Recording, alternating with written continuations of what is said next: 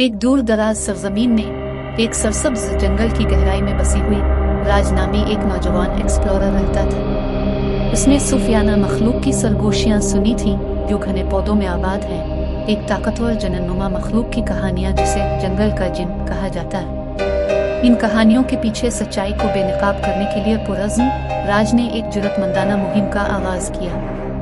राज का जंगल में सफर एक मुश्किल था। ऐसा लगता था कि मोटी अंगूर उसकी तरफ बढ़ रही है और उसे अपनी लपेट में ले रही है, जबकि गैर मुल्की मखलूकात की गहमा गहमी ने इसके गिर्द असरार का एक आर्केस्ट्रा बना दिया। हर कदम के साथ उसका दिल जोश और घबराहट की आमेजिश से दौड़ रहा था। दिन रातों में बदल गए जैसे ही राज जंगल के दिल की गहराई में धकेलता चला गया। एक शाम जैसे ही सूरज ने अपनी सुनहरी किरणें कदीम दरख्तों पर डाली, राज ने एक छुपी हुई सफाई से ठोकर खाई।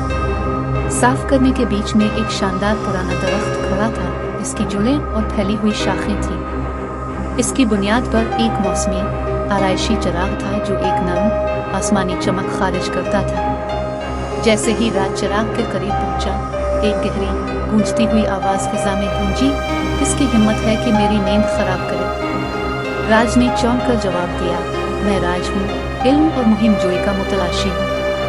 क्या आप अफसानवी जंगल का जिन बन सकते हैं? धुंध के घूमने और चमकती हुई रोशनी के फटने के साथ चिराग से एक शानदार शख्सियत उभरी। ये एक गैर मामूली खूबसूरती का एक वजूद था जो लिबास में मुज़य्यन था, जो पानी पर चांदनी की तरह चमकता था। बेशक मैं जंगल का जिन हूँ, सदियों से इस कदीम चिराग में जकड़ा हुआ हूँ। तुमने मुझे जगाया है, तुम्हारी ख्वाहिश किया है। राज का दिल खुशी से धड़कने लगा।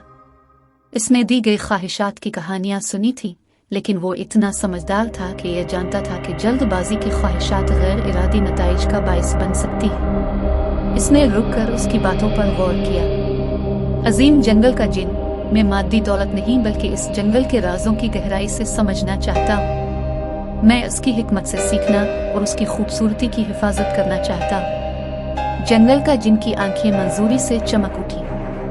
आपकी ख्वाहिश अजीम है नौजवान मुतलाशी, मैं इसे अता करूंगा और बहुत कुछ। मैं आपका रहनुमा और सरपरस्त बनूंगा।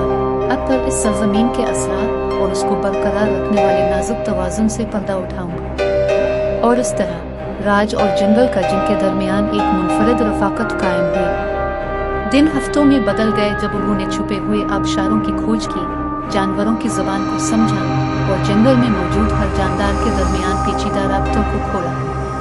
राज का दिल अपने हासिल करदा इल्म के लिए शुक्रगुजार हो गया और उसने जंगल की रौनक को बचाने के लिए खुद को वक्फ कर दिया।